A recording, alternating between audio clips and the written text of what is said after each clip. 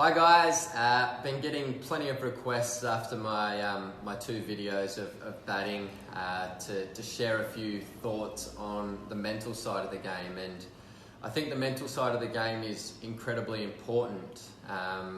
In fact, I think probably 90-95% of the game is mental and about decision making. So I'm going to share a few things that I think are important about the mental side of the game. First of all, we'll start with visualization. So I do a lot of that. Unfortunately, I do most of it when I should be sleeping, and it stops me from doing that. But I like to think about who I'm coming up against. So for instance, say I'm playing against England in an Ashes game, and I think about Stuart Broad and where he's likely to bowl to me, where I'm going to score my runs. I picture him running in at me. I picture hitting the ball through the gap and going to the boundary. Same with, James Anderson or Chris Wokes or Ben Stokes, those guys running in at me and thinking of how they're trying to get me out.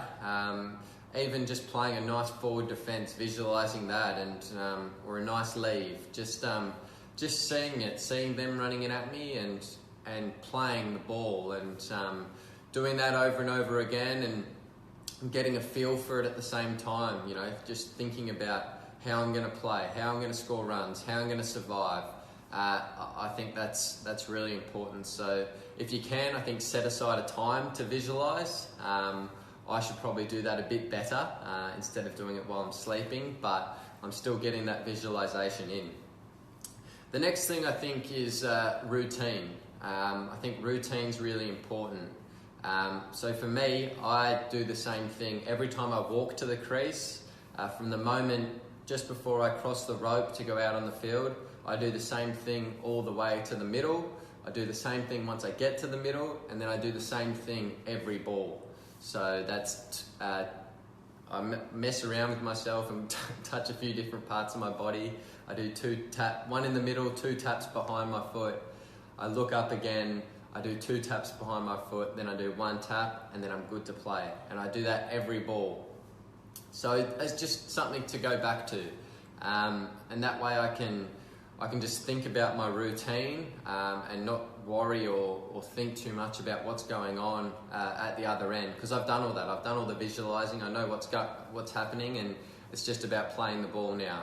So I do that every ball, and in between balls, if say I forward defend one, nothing's happening, ball's dead, walk away, switch off for a little bit, give yourself a few seconds, because we can't be focused the whole time. So if you get a chance to switch your brain off and just relax for a few seconds, I think that's important. So I walk to square leg, a few steps that way, and just mess around. I look at things on the ground. If there's loose bits of turf, I kind of hit them away, and I just sort of switch off, and then I get back to the crease and go through my routine again every ball.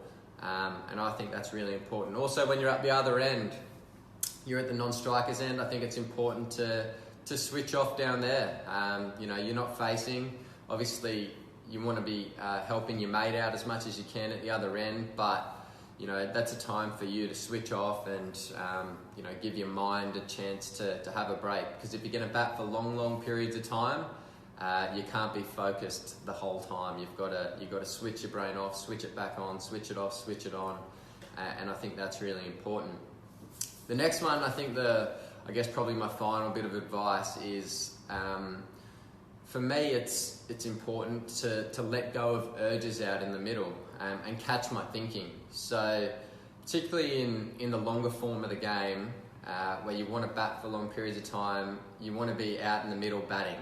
So you can't score runs back in the shed. So for me, catching my thoughts are really important. So if I get a thought in my mind where I'm feeling really good and I just want to smack someone, that happens every now and again. I just want to smack someone, and a lot of the time if I try and do it, it'll probably come off.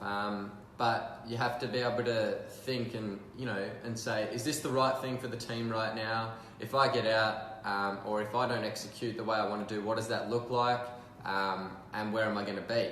And if I mess it up, there's a good chance I'll be back in the pavilion and I'll be angry at myself for making a mistake. So catch my thought and say, right, no, it's not time to do that. It's time to just focus on the ball and play whatever comes at me.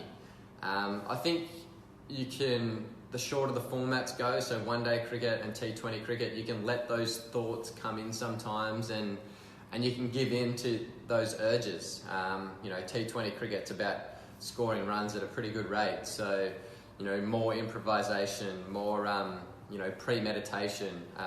You can do that in the shorter formats of the game because you can take more risks. But for me, particularly in the long form of the game, it's catching my thoughts as they're happening, not waiting until I've made a mistake and then catching it afterwards and being angry at myself back in the sheds. It's catching it before it actually happens. So for me, I think those are the most important things. Obviously batting for long periods of time, you've got to concentrate for long periods of time. So in the nets, concentrate on facing each ball, training as if you're playing, being disciplined with yourself, not getting out in the nets, because you can train really bad habits. So discipline, catching your thoughts, routines, and visualization. They're the big ones for me when it comes to the mental side of the game. Hope you guys have enjoyed the video so far. Let me know what you guys think, and we'll do another one of these soon. Cheers.